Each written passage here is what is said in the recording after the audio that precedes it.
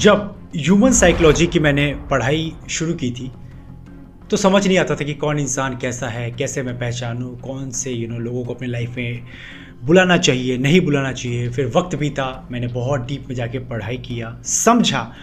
और कभी कभी थोड़ी सी मुझे हंसी भी आ जाती है कि humans are so much predictable, मतलब उनको प्रिडिक्ट किया जा सकता है।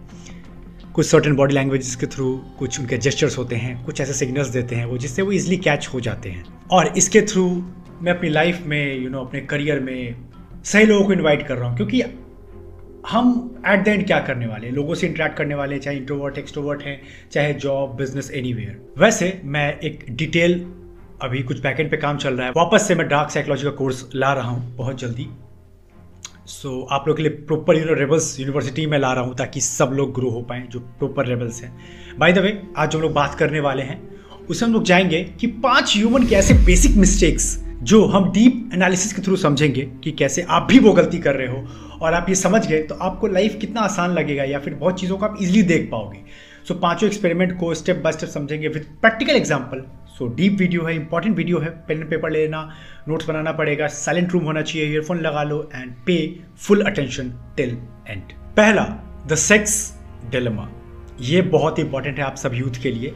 अगर अभी मैं कॉलेज में एक सिंपल सर्वे करवाऊं या मेजॉरिटी ऑफ यूथ से ये सवाल पूछूं कि आपका सेफ सेक्स को लेके क्या पर्सपेक्टिव है, मतलब सेक्स कितना सेफ होना चाहिए, मतलब use of condoms, protective pills and all, everything should be taken care, तो सब लोग बहुत लॉजिकल होंगे कि हाँ, हमें सेफ सेक्स को प्रमोट करना चाहिए, हमें हर चीज़ों को यूज़ करना चाहिए, हमें बर्थ कंट्रोल पिल्स को भी यूज़ करना चाहिए। बहुत सारी चीज़ें मतलब लॉजिकल आर्गूमेंट देंगे जो कि गलत भी नहीं है। एज अ पढ़े लिखे गाई, एज अ एडुकेटेड गाई, हमारा फर्ज भी बनता है। पर क्या हो अगर हमारा लिजार्ड ब्रेन, जिसको एमिगडाला बोलते हैं, वो अगर इस ब्रेन को हाईजैक कर ले। और वो हमेशा होता है वैसे, जब आपको क्रेविंग होती है, जब आपको कोई लड़की दिख जाती है अट्रैक्टिव सी, या कोई लड़का दिख जाता है। बट स्टिल आज हम इसको एक एक्सपेरिमेंट से समझेंगे कि हम जितना क्लेम करते हैं कि हम बहुत लॉजिकल हैं, हम बहुत मोरल इंसान हैं, लेकिन जब इमोशनल चीज़ हमारे ऊपर हावी होती है तो हम कैसे बन जाते हैं। इसके लिए एक बेसिक एक्सपेरिमेंट हुआ जो कि यूनिवर्सिटी ऑफ कैलिफोर्निया में, बर्कले में। एग्जैक्टली आपको रेफरेंस नहीं समझना, आपको इस एक्सपेरिमेंट के थ्रू मैसेज को समझना है, ठीक है। तो हुआ यूँ कि वहाँ पर एक टीम ऑफ साइंटिस्ट ने डिसाइड किया कि हम कुछ पकड़ेंगे कि what happen when we are in excited state. तो वहाँ आपके MIT के टॉप कुछ स्टूडेंट को पिक किया गया एक्सपेरिमेंट के लिए, मतलब MIT के, they are pure logical, they are smart enough, top बच्चे होते हैं। तो उनमें से कुछ बच्चों को लिया गया। एक्स नाम का एक लड़का था, राज ले लेते उसका नाम।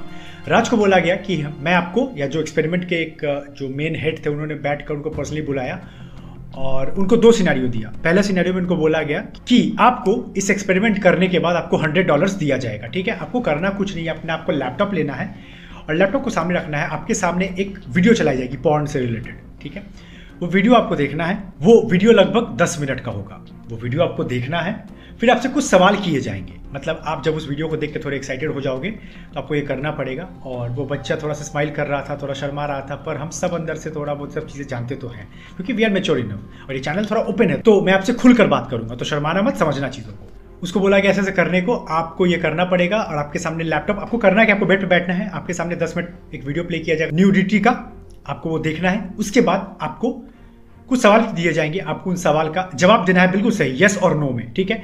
और कुछ सवाल है जो कि एक्सपेरिमेंट का है, जो मैंने लिखा है, फिर मैं आपको बताता हूँ सवाल कौन कौन से हैं। जो वीडियो दिखाया गया उसमें से, आर वुमेन शू एरोटिक, मतलब जो लड़की थी उसके जूते आपको अट्रैक्ट कर रहे थे।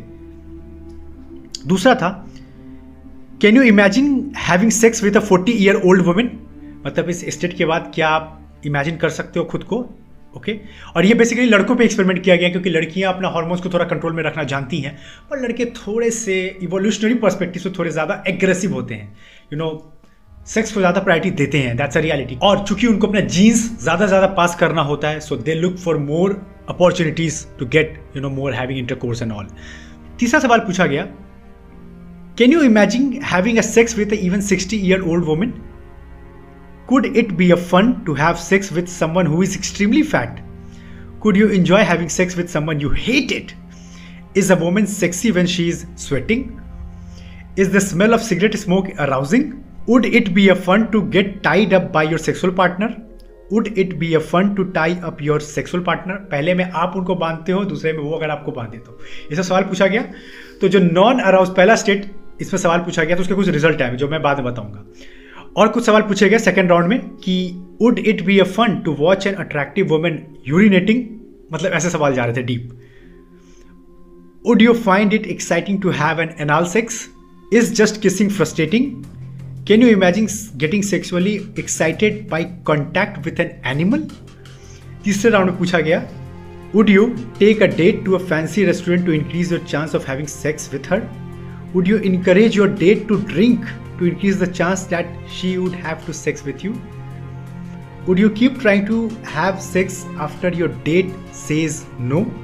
Would you tell a woman that you loved her to increase the chance that she would have sex with you? मतलब ऐसे सवाल पूछे गए। ये पहला स्टेट था, इसमें उन्होंने जवाब दे दिया जो बच्चा था, ठीक है, राज। अब एक राउंड और किया गया राज के साथ। राज को बोला गया कि इस बार क्या किया जाएगा, कोई नहीं देखेगा, इस राउंड में आपको $200 दिए जाएंगे। और ये एक्सपेरिमेंट इंपॉर्टेंट है, ऐसे बहुत सारे बच्चे पिक किए गए, मतलब राज जैसे और 40-50 लोग लिए गए ताकि सैंपल थोड़ा बड़ा हो सके। और फिर रिजल्ट क्या है मैं आपको शेयर करूंगा। सेकेंड राउंड में राज को बोला गया कि इस बार आपके सामने कोई वीडियो प्ले नहीं होगा। आप जब वीडियो देख लोगे, आप जब मास्टरबेट करने वाले होंगे, और मास्टरबेट का जब when you about to ejaculate, जब आपका सीमेंट बाहर ही आने वाला है, तब आपसे ये सवाल पूछा जाएगा और तब आपके जवाब क्या है आप मुझे बताओ। तो जो डिफरेंस देखा गया वो ज़मीन आसमान का था, ज़मीन आसमान का। पहले में इंसान लॉजिकल था, मतलब उसको सिर्फ वीडियो देखना था, वीडियो देख के थोड़ा एक्साइटेड हुआ, लड़की कोई पॉइंट में होगी उसको देख के थोड़ा एक्साइटेड हुआ, पर फिर भी लॉजिकल, उसका ब्रेन एक्टिव था। पर व्हेन ही वाज मास्टरबेटिंग और उसका ब्रेन जो हैक हो रखा था इमोशनल पार्ट से, और आप अपने आप को इमेजिन करो व्हेन यू आर मास्टरबेटिंग और ऐसा कुछ प्रोसेस होता है, और जब आप इजैकुलेट करने वाले होते हो, थोड़ा डीप है बट समझना इस चीज़ों को, तब आपसे ये सब सवाल, यही सेम सवाल पूछा जाए तो आप क्या जवाब दोगे? तो डिफरेंस आया, मैं आपको बताता हूँ। पहले स्टेट को हम लोग बोल रहे हैं नॉन अराउज स्टेट, मतलब जहां पर आपको सिर्फ वीडियो दिखाया गया, और अराउज स्टेट का मतलब कि आप इजैकुलेट करने वाले हैं। तो देखो, जो फॉर एग्जाम्पल मैं पूरा स्टडी लगा लूंगा, पढ़ लेना, मैं एक एग्जाम्पल, एक रेफरेंस पॉइंट समझा रहा हूँ। पहला जो क्वेश्चन था, are women shoes erotic? Non aroused में था 42, अराउज में 65, डिफरेंस ऑफ परसेंटेज 55 आया।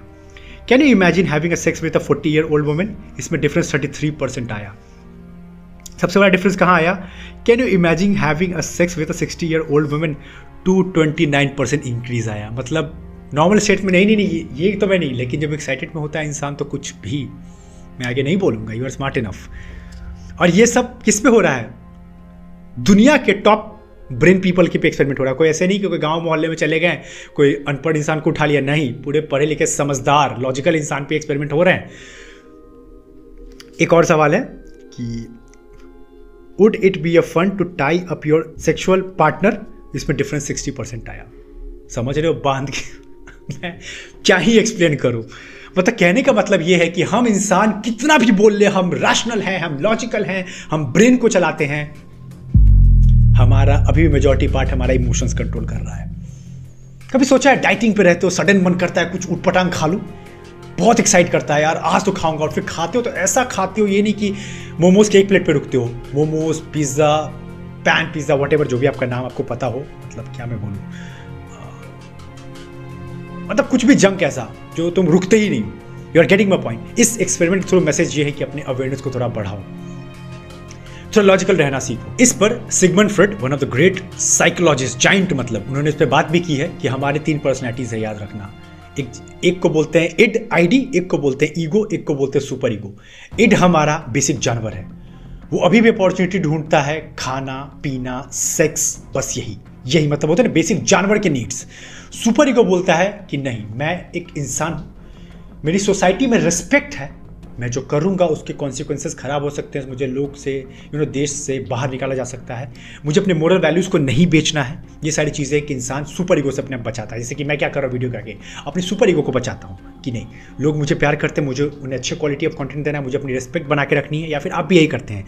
और इड मतलब जानवर और सुपर ह्यूमन के बीच में होता है ईगो, जो हमें बचाकर बैलेंस रखता है इस इड और सुपर ईगो के बीच में। तो जिसका इड भारी पड़ गया वो बहुत क्राइम, रेप, इन सब चीज़ों में फंस जाता है। जिसका सुपर ईगो बहुत ज़्यादा बढ़ जाता है, वो फिर संत महात्मा बन जाते हैं और ईगो हमारे जैसे इंसान होते हैं। तो ईगो थोड़ा सा होना सेफ है, अच्छा है, बहुत ज़्यादा नहीं, जो मैं मना करता हूँ। थोड़ा सा अपनी आइडेंटिटी होना सही है, बट गॉड कॉम्प्लेक्स डेवलप मत कर लेना कि मैं ही मैं हूँ, मैं किसी आगे नहीं झुकता हूँ, ये चीज़ें गलत है तुम्हारे लिए। और इसके थ्रू मैसेज ये है यूथ कम्युनिटी में कि आप लोग सेक्स, न्यूडिटी, पॉर्न, इन सबको टैबू मत बनाओ, इन सबको छुपाओ मत, डिस्कस करो खुल के और ओपनली डिस्कस करो। आप लोग, हमारी जो पेरेंट्स का जनरेशन से वो थोड़े ओल्ड हो गए, लेकिन अब आप लोग पेरेंट्स बनने वाले हो आगे जाके, आप अवेयर रहो। बच्चे से बस ये मत बोलो कि नहीं बेटा ये सब ये है, नहीं, खुलकर बात करो, स्ट्रेटजी बताओ कि हाँ आप जब बड़े होगे you will date someone and yes बहुत सारी अपॉर्चुनिटीज आएंगी सेक्स की, पार्टनर की, having a good time, but अभी आप फोकस कीजिए करियर के ऊपर। ओपनली डिस्कशन होना चाहिए और प्रॉपर स्ट्रेटजी वाइज, छुपाना नहीं है, क्योंकि याद रखना जो भी चीज़ छुपती है वो कभी भी छुपती नहीं है। ये लाइन मेरे को बहुत पहले समझ में आ गया, जो भी चीज़ आप छुपाना चाहते हो वो कभी भी छुपती नहीं है। याद करो लास्ट टाइम आप बोलते थे मैं गुस्सा नहीं करूंगा, मैं गुस्सा नहीं करूंगा, मैं गुस्सा नहीं करूंगा, सामने कोई आ गया, कोई मौका मिल गया, फट गया बुरी तरह से। तुम्हें उसको समझना पड़ेगा कि मुझे गुस्सा क्यों आता है, मैं क्यों छोटी छोटी बातों पर फट जाता हूँ, क्यों मैं कबीर सिंह बनता फिरता हूँ। सवाल करो, ये होता है आंसर। ये नहीं कि तुम उसको छुपाओगे, नहीं करूंगा, नहीं करूंगा, नहीं देखूंगा, नहीं बोलूंगा, वही होगा।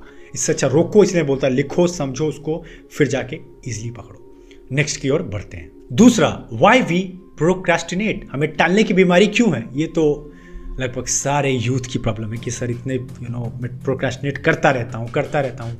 आज समझेंगे इसको हम लोग, ठीक है। वो टाइम याद करो जब खुद को वादा किया था कल सुबह 6 बजे उठ जाऊंगा, सारे काम निपटा लूंगा, शाम में जिम जाऊंगा, अच्छे से डाइट लूंगा, मम्मी पापा के साथ अच्छा टाइम स्पेंड करूंगा, दोस्तों के साथ टाइम बिताऊंगा, अच्छी अच्छी चीज़ें देखूंगा, फिर टाइम पे सोने चला जाऊंगा। हुआ कभी नहीं। इतने पैसे कमाऊंगा, इसमें से इतना पैसा बचाऊंगा, इतने पैसों को इन्वेस्ट करूंगा, लेकिन सारे के सारे पैसे फूक कर आ गए। क्या हो रहा है, क्यों हम टालने की बीमारी से परेशान हैं। इसको समझने के लिए एक बेसिक एक्सपेरिमेंट को समझो जिससे तुम रिलेट कर पाओगे। एक क्लास में एक प्रैक्टिकल सबमिशन था, ठीक है। मान लो कि जनवरी है, सबको मार्च के एंड तक सबमिट करना था वो प्रैक्टिकल। तो पहले ग्रुप को बोला गया कि आपको सबमिट करना है, मार्च से पहले हो जाना चाहिए, मतलब कैसे भी, लेकिन कोई डेट नहीं दिया गया, बस उनको करना था। दूसरे ग्रुप को बोला गया कि आपको 20 मार्च तक सबमिट करना है और 20 मार्च से जैसे ये दिन बढ़ेगा हर दिन आपके 2 मार्क्स कटेंगे, मतलब 2 मार्क्स पर डे कटेगा, तो आपको 20 मार्क है उस दिन कर दो। और तीसरे वाले ग्रुप को स्ट्रिक्टली बोला गया कि आपका लास्ट डेडलाइन है 15 मार्च, उसके बाद एक भी चीज इंटरटेन नहीं की जाएगी, उसके बाद आपको 50,000 रुपए का फाइन है डायरेक्टली, और कोई कॉम्प्रोमाइज नहीं सुनी जाएगी, आपको बिल्कुल फेल लगाया जाएगा और नो कॉम्प्रोमाइज आफ्टर 15 मार्च। और जब मार्च का महीना आया तो रिजल्ट जो आया शॉकिंग था। पहले ग्रुप में प्रोक्रेस्टिनेशन रेट था 87%, मतलब 87% लोगों ने 30 मार्च तक भी सबमिशन नहीं किया। सेकेंड ग्रुप का प्रोक्रेस्टिनेशन रेट था 55%, मतलब लोगों को डर था कि मार्क्स कटेगा। 55% लोगों ने सबमिट नहीं किया और 45% ने कर दिया। लेकिन थर्ड वाले का प्रोक्रेस्टिनेशन रेट सुनकर तुम शॉक हो जाओगे, ओनली 7%। सिर्फ 700 में से लोगों ने नहीं किया, 93 लोगों ने किया। क्या समझ में आया? द कंक्लूजन इज, अपने आप को डेडलाइन देना सीखो।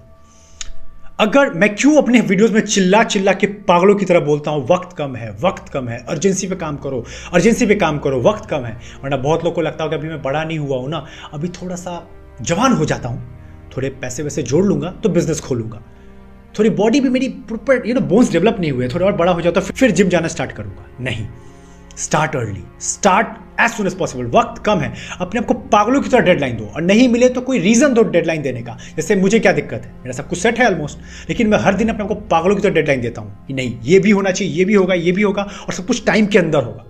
इस तरह तुम अपने आप को बूस्ट करते हो, अपने आप को फोर्स करते हो कि टाइम से आगे चलने को, और तुम्हारा काम समय से पहले होता है। जैसे मुझे पता है कि मैंने भी अपने आप को डेडलाइन दे रखा है कि कुछ भी हो जाए हफ्ते में 3 लॉन्ग यूट्यूब वीडियो जाएगा, और 30-30 मिनट के अराउंड वीडियोस रिकॉर्ड करना is not a easy task, you know that, with research and everything.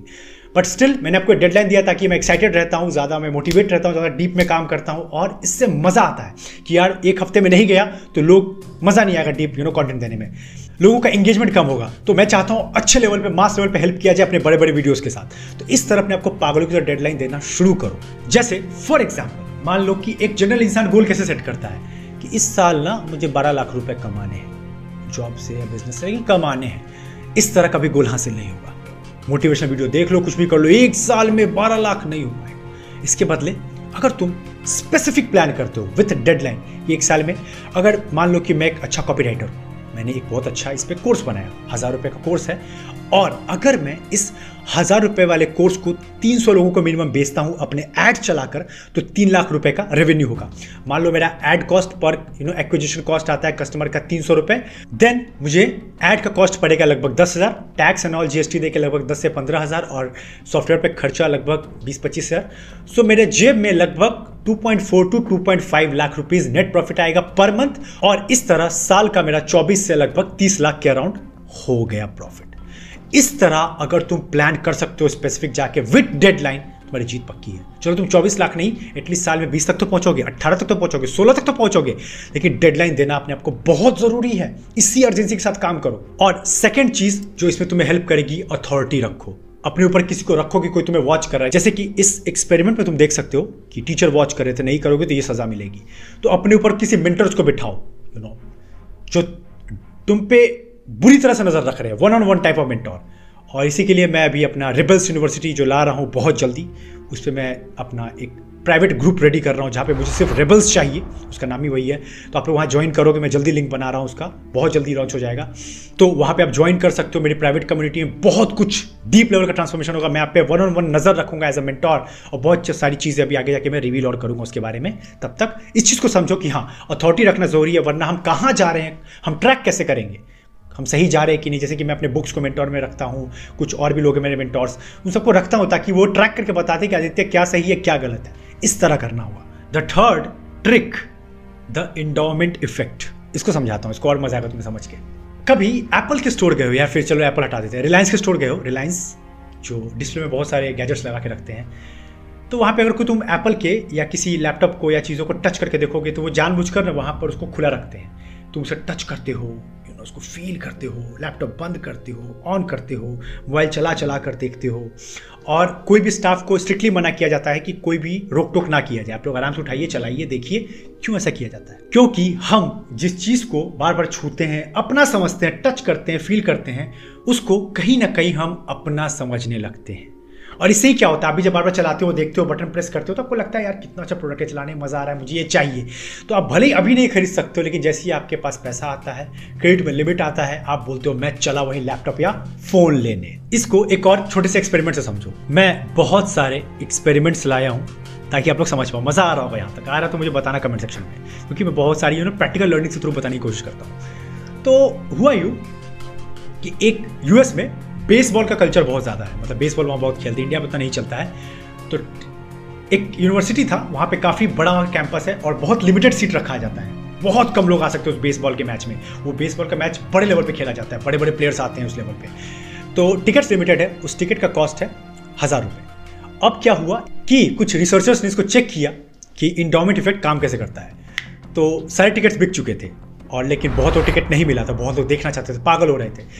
तो जो रिसर्चर्स थे उन्होंने टिकट उनसे खरीद लिया जिनके पास टिकट था। ओके, तो 1000 का उन्होंने टिकट खरीदा था, तो रिसर्चर्स ने खरीद के उसको 2000 रुपये में अपने पास रख लिया था। अब रिसर्चर्स क्या करते हैं, फोन लगाते हैं उन बच्चों को जो टिकट्स नहीं ले पाए लेकिन बहुत एक्साइटेड थे मैच में जाने के लिए, क्योंकि उनके फेवरेट प्लेयर खेलने वाले हैं। तो फोन लगा के उनको टिकट बेचते हैं। तो वो बोलते हैं कि मेरे पास टिकट है, आप टिकट ले सकते हो, आप बताओ कि टिकट का आप कितना दोगे। तो बहुत सारे बच्चों के सैंपल लिए गए होते हैं, तो उनमें से बहुत लोगों ने बोला कि 1000 रुपये का टिकट है तो मैं मैक्सिमम 1500 रुपये दे सकता हूँ। उन्होंने कहा कि इतना कम, टिकट्स बिक चुका है, आपको देना पड़ेगा बिकॉज है नहीं, लेकिन फिर भी मैं आपके लिए अवेलेबल करवा रहा हूँ। तो फिर कुछ बच्चों ने बढ़ाकर बोला कि मैक्सिमम 2000, एक लास्ट सबने बोला कि 2500 से ऊपर नहीं दे सकते हैं। तो उन्होंने बोला कि नहीं इतने कम में तो नहीं। तो फिर नेगोशिएट करके जैसे तैसे उनको टिकट बेच दिया गया 3000 रुपये तक। अब क्या हुआ समझना, जिनके पास टिकट थी, मतलब जिन्होंने 1000 रुपये में पहले खरीद लिया था, अब रिसर्चर्स ने उनसे टिकट खरीदने को मांगा कि मुझे आपका टिकट चाहिए क्योंकि मेरे पास टिकट नहीं और मुझे टिकट लेके मैच देखने जाना है। तो अब जब उन्होंने उनको फोन लगाया जिनके पास टिकट पहले से थे, तो उनसे बोला कि आप मुझे टिकट कितने में दोगे। तो बच्चों ने कहा, मैक्सिमम बच्चों ने मिनिमम कहा 10,000 रुपये, 11,000 रुपये, एक ने कहा 25,000 रुपये। क्या डिफरेंस समझ रहे हो?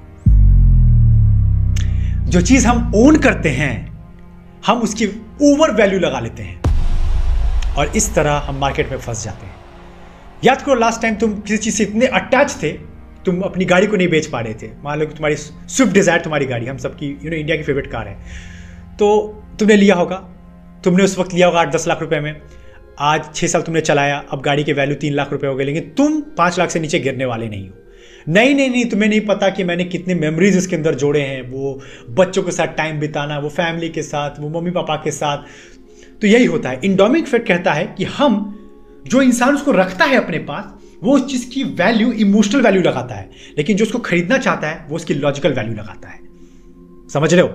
और ये तुम्हें कैसे फिट करेगा मैं तुम्हें समझाता हूं और एग्जांपल से। और इस पर एक कहावत है, that one man ceiling is other man floor. मतलब एक इंसान की जो सीलिंग होगी वॉल की, वो दूसरे के लिए फ्लोर होगा, लेकिन लोग इस चीज को नहीं समझते हैं। इसको कंपनीज बखूबी यूज करती है। याद है, या फिर ऐसा तुमने सुना है कि आप 30 days trial back guarantee of sofa. आप सोफा ले जाइए, यूज कीजिए, आपको अच्छा नहीं लगे वापस कर देना। आप सोफा लेकर आते हो, प्यार से घर में देखते हो कहाँ लगाना है, पहले जगह बनाते हो, बेड को साइड करो, टीवी इधर लेके जाओ, रैक साइड करो, सोफा यहाँ अच्छा लग रहा है टीवी के सामने। आप उसको करते करते करते 20-25 दिन बिता देते हो। आप बोलते हो यार वापस भी मन करेगा ना, फिर बोलोगे यार बड़ा मेहनत से जोड़ा है, बड़ा अच्छे से लगाया है, अब रहने ही देते हैं। इसी को बोलते हैं एंडोमेंट, कि जो चीज़ हमारे पास होती है हम उसकी ओवर वैल्यू लगा लेते हैं, जो हमें डुबा भी देता है। जैसे मान लो मेरा एक छोटा लैपटॉप है, मैं इसको अभी तक नहीं बेच रहा हूँ, क्योंकि मैंने इसे अपनी फर्स्ट सैलरी से लिया था। इसका रैम बहुत नॉर्मल है, इसका फंक्शनिंग बहुत नॉर्मल है, पर मेरे पास एक बायर आए थे, उन्होंने मुझे इसका अच्छा रेट भी दिया, पर मैंने इसकी पढ़ाई की, पर मैं पहले इसकी इमोशनल वैल्यू लगा रहा था कि नहीं ये बहुत मेरे लिए स्पेशल है, इतने कम में तो मैं नहीं बेचूंगा, मैं इसको अपने पास ही रख लूँगा। और हम यही गलती करते हैं। तो अगली बार लॉजिकल रहना, ये मत सोचना कि जो चीज़ मेरे पास है तो उसकी वैल्यू इतनी होगी। वैल्यू को मार्केट के अकॉर्डिंग ही समझो, कि क्या मार्केट में अगर ये पुराना है तो उसकी वैल्यू गिरेगी, और मार्केट में अगर नया है तो वैल्यू हाई रहेगी। As simple as that. हर चीज़ को इमोशन से मत जोड़ो। अब the fourth one, the society norm trap. इसको एक बहुत अच्छे एग्जाम्पल से समझते हैं, रिलेट कर लोगे तुरंत। मान लो तुम पढ़ लिख के अच्छा अफसर बन के, या जॉब बिजनेस में करोड़ों बनाकर अच्छी लड़की शादी करते हो, अच्छे लड़के से शादी करते हो, और अपने मदर इन लॉ के यहाँ जाते हो। डिनर पे तुम्हारे लिए स्पेशल तुम्हारी नवाजी की जाती है, मतलब तुम्हारी वेलकम किया जाता है तुम्हारा, कि बैठाते हैं तुम्हें, तुम्हारी मदर इन लॉ ने तुम्हारे लिए स्पेशल बूंदी के रायता, खीर, जो भी बोलते हैं वो स्पेशल डिशेस बनाई हैं। कि उसके बाद फिर आइसक्रीम है खाने में। मैं तो इतना कुछ खाने के बारे में जानता ही नहीं, क्योंकि मेरा खाना बिल्कुल सिंपल होता है। तो मान लो आप नॉन वेजिटेरियन, तो आपके लिए चिकन बना है, आप वेजिटेरियन तो आपके लिए स्पेशल मटर पनीर बना है, ऐसा कुछ बहुत अच्छा डिनर करवाती हैं। और एंड में आप उनको बोलते हो, सासू माँ खाना बहुत अच्छा था, ये बताइए कि कितने पैसे हुए। सारे लोग तुम्हारी शक्ल देख रहे हैं, इतना चीप इंसान। तुम्हारी वाइफ तो शॉक में है कि मैंने किससे शादी कर ली, एक तो मेरी माँ इसके लिए इतना कुछ कर रही है, मैं तो होती तो कुछ करती भी नहीं, और ये इतना भाव खा रहा है।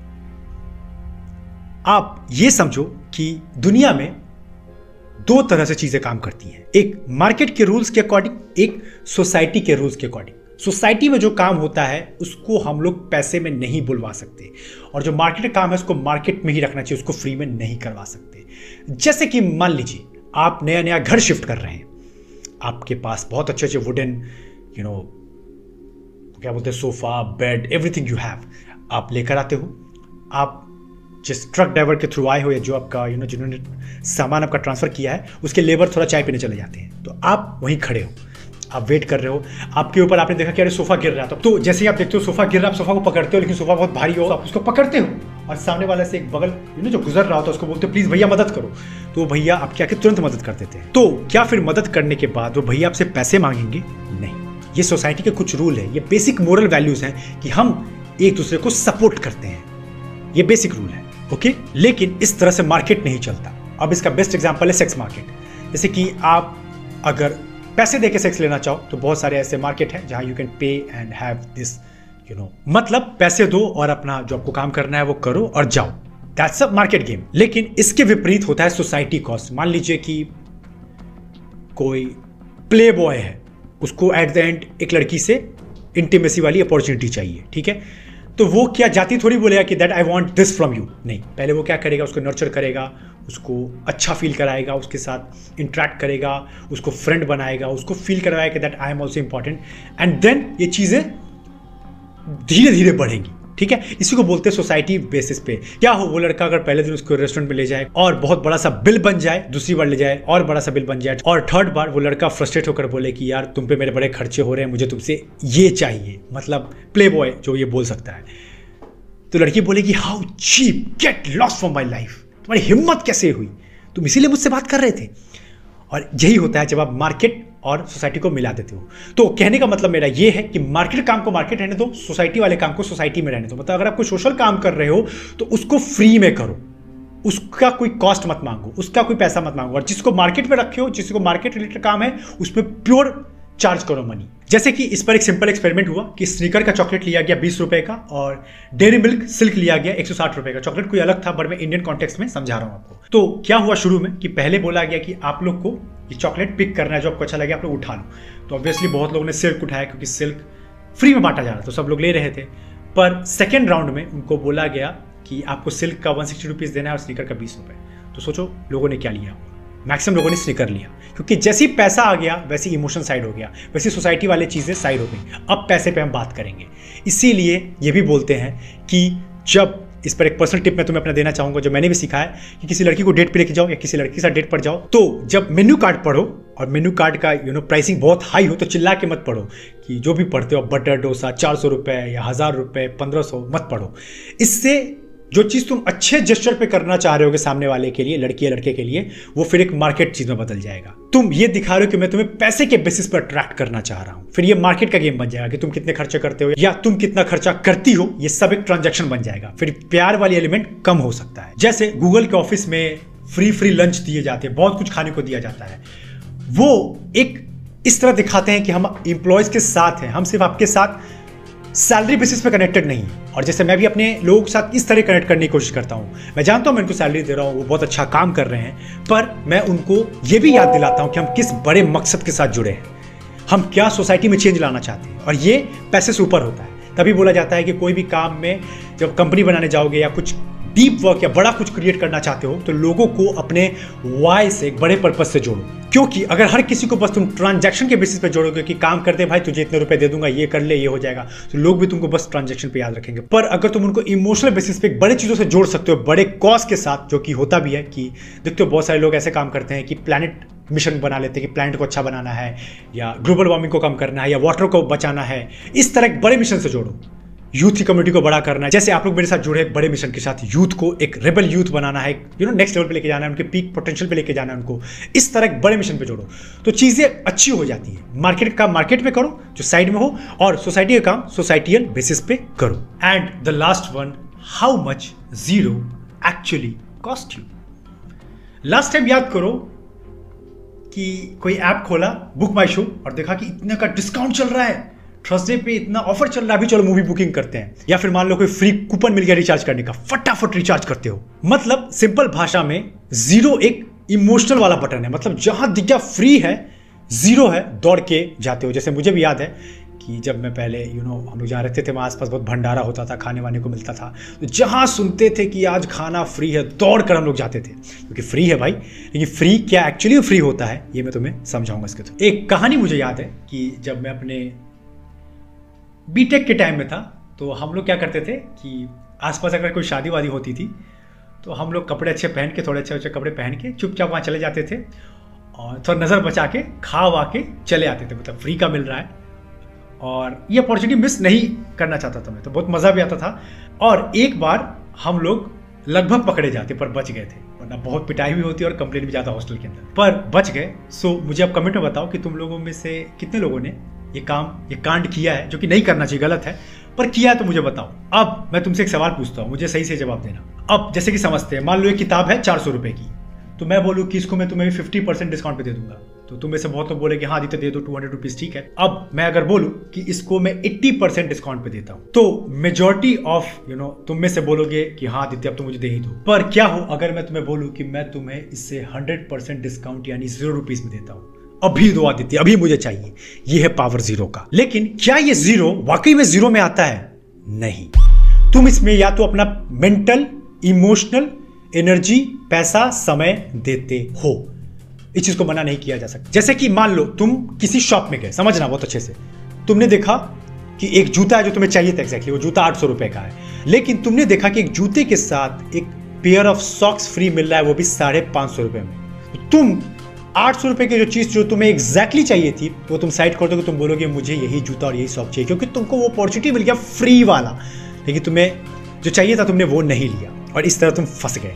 इसलिए याद रखना कि क्या तुमको कोई चीज़ अगर फ्री में बुला रही है, कोई चीज़ जीरो में मिल रहा है, तो क्या वो तुम्हारा समय, पैसा, ऊर्जा ज़्यादा तो नहीं ले रही है? क्या ये वर्थ इट है तुम्हारे समय, ऊर्जा और पैसे देने के? क्योंकि हमें लगता है कि जीरो का है, लेकिन कुछ भी इस दुनिया में फ्री नहीं है बॉस।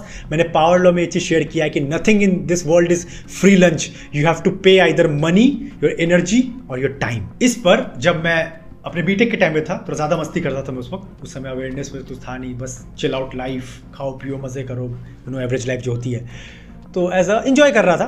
तो एक बार का बात याद है कि एक मेरे फ्रेंड का बर्थडे था, तो हम लोग गए थे और बहुत अमीर था, मतलब पैसे वाला था। तो मुझे लगा कि खाने वाले को मिलेगा, चिल करेंगे, जिम का प्रोटीन पूरा हो जाएगा, एंजॉय करेंगे एंड ऑल। तो मैं उस वक्त उतने दूर का नहीं सोच पाता था, विजन छोटा था, बस चिल करना था, इन द मोमेंट रहना था बस। तो बस एंजॉय करने से मतलब था। तो चला तो गया मैं, पर ये नहीं पता था कि उसके दोस्त का दोस्त इतनी सारी पीने का दारू, चखना, जो भी मटन, चिकन, जो भी चीज़ आप कह लो, जमा कर रखा है उसने। और दारू इतना सारा वो खरीद के आ चुका है, लेकिन वो सब वहाँ जहाँ से उसने खरीदा है वहाँ पे उसने पैसे नहीं दिए हैं। और बिल कितने का बना था? लगभग 12,000 या 13,000 रुपये का बिल बन रखा था, और वो बिना बिल दिए वहाँ से भाग आया था। अब शराब वाले ने उसको ढूंढ लिया और उसके घर तक पहुँच गया, और हम लोग भी वहाँ बैठे थे और कुछ पुलिस भी आई। फिर जाके हम लोगों ने चीज़ों को सेटल किया। बात बिगड़ गई थी बहुत ज़्यादा, लेकिन फिर हम लोगों ने संभाला, फिर पैसे वैसे हम लोगों ने मिलकर दिए उसके पैसे। तब जाके मुझे समझ में आया कि Aditya, nothing in this world is free lunch. मैं क्या सोच कर गया था कि मैं 2 घंटे में आ जाऊँगा, फिर आके पढ़ाई वढ़ाई कर लूँगा, एग्ज़ाम आने वाला था मेरा उस वक्त, और ये भी कर लूँगा, फिर ये भी चीज़ है, और ये करने के चक्कर में मेरे लगभग मेरा 40 घंटा या 2 दिन लगभग वेस्ट हुआ था, इधर उधर जाना। तो मैसेज ये है कि फ्री नहीं था, मैंने अपना वहाँ पैसा भी गंवाया, अपना ऊर्जा भी, एनर्जी भी, और वक्त भी इतना सारा। चलो, मैंने तुम्हें अभी इतना कुछ समझाया, लेकिन फिर अभी चेक करते हैं कि तुम्हारा लॉजिकल ब्रेन एक्टिव हुआ भी है कि नहीं। मान लो मैं तुम्हें 2 ऑप्शन देता हूं, जल्दी से तुम्हें आंसर देना है, बी फास्ट, सब लोग बोलोगे, ठीक है। पहला, मैं तुम्हें 1000 रुपए का कूपन देता हूं अमेजोन पे, और इससे तुम जाके कुछ भी खरीद सकते हो। और दूसरा ऑप्शन है कि मुझे तुम 700 रुपए दो अभी के अभी, और मैं तुम्हें इसके बदले 2000 रुपए का कूपन देता हूं। कौन सा लोगे? नाउ मेजॉरिटी ऑफ यू जो इसमें से चुनोगे वो है, सर मुझे फ्री का 1000 रुपए वाला कूपन दे दो, मुझे नहीं चाहिए 2000 रुपए वाला। जबकि तुम्हें पता है कि तुम 700 रुपए दे के 2000 का कूपन जब लोगे तो तुम्हें 300 रुपए का प्रॉफिट मिल रहा है, क्योंकि 1300 रुपए तुम्हारे पास आ रहा है, बट स्टिल तुम ये नहीं करोगे। And this is the power of zero. और ये तुमने अगर पहला चुना है तो मतलब तुमने अभी तक वीडियो से कुछ नहीं सीखा है, जो कि मेरा कहने का मतलब क्या समझ गए तुम। सो मैसेज ये है कि जीरो वाली चीज़ें या फ्री वाली चीज़ें सारी गलत नहीं होती है। मैं भी अपनी बहुत सारी चीज़ें फ्री में आपको देता हूँ, लेकिन ये देखो कि क्या वो आपकी ऊर्जा, जो मैंने कहा एनर्जी देने लायक है, समय देने लायक है, पैसे देने लायक है कि नहीं। As it simple. अगर नहीं है तो समय, एनर्जी मत वेस्ट करो, रुको और सवाल करो, अगर मैंने ये देखा, अगर मैंने ये किया, अगर मैंने ये खरीदा, अगर मैंने ये जो भी किया, क्या इसमें मेरा जो समय, एनर्जी और पैसा जा रहा है वो सही जगह पे है तो है, वरना cancel it out as soon as possible. क्योंकि कभी कभी हम अच्छी चीजें भी देना चाहते हैं। मान लो कि आप बिगनर हो मार्केट के अंदर, आपको अपनी गिटार सर्विसेज बेचनी है, तो बिगनर में आप सबको पैसे नहीं चार्ज कर सकते हो, शुरू में आप बहुत लोग को फ्री में ट्रेन करोगे। तो अगर यहाँ पर कोई आपसे फ्री में ट्रेनिंग लेने आएगा तो आप गलत नहीं हो, आपसे बहुत कुछ उनको सीखने को मिल सकता है। तो ये चीज़ समझना है कि गलत क्या है, सही क्या है। तो कैसा लगा वीडियो अब सब लोग मुझे बताओ, क्योंकि ये बेसिक वीडियो नहीं था, थोड़ा लंबा हो गया पर इंगेजिंग था। आप लोग ये चीज़ को डिनाई नहीं कर सकते। तो सब लोग मुझे बताओ, आपका कोई लाइफ एक्सपीरियंस है इन 5 एक्सपेरिमेंट के ऊपर तो ज़रूर बताना, क्योंकि हम सब ये गलतियाँ करते हैं। कितना ही बोलते हैं बहुत रैशनल क्रिएचर है, पर हम सब ये गलतियाँ करते हैं। मैं भी करता हूँ, हाँ करता हूँ, इवन आज भी करता हूँ। और यही ह्यूमन होने की अच्छी बात भी है, बुरी बात भी है। सब लोग कमेंट करो, मैं इंटरेक्ट करता हूँ, सबके मुझे पॉइंट ऑफ पर्सपेक्टिव जानना है। साथ में कोई बढ़िया टॉपिक के सजेशन में तो जरूर बताना, उस पर वीडियो जरूर बनेगा अगर अच्छा टॉपिक हुआ तो। नोटिफिकेशन ऑन कर लो। बहुत लोग बोलते हैं कि वीडियो कब आता है पता नहीं चलता है। और एक रिक्वेस्ट है कि वीडियो देखो तो बस देख कर मत जाओ, लाइक देख कर जाओ, क्योंकि इससे यूट्यूब को भी लगता है कि वीडियो एंगेजिंग है, लोगों को मजा आ रहा है, कुछ अच्छा कंटेंट बन रहा है, टाइम पास नहीं हो रहा है, तो ये फर्दर नए लोग को भी पुश करता है, और नए लोग आते हैं तो मुझे भी मोटिवेशन मिलता है। तो प्लीज लाइक करना है। तो टारगेट करते हैं 20,000 लाइक का, जरूर पूरा करवाना। चलो फिर मिलते हैं ऐसी पावरफुल और डीप वीडियोस के साथ, तब तक हैव अ ग्रेट टाइम।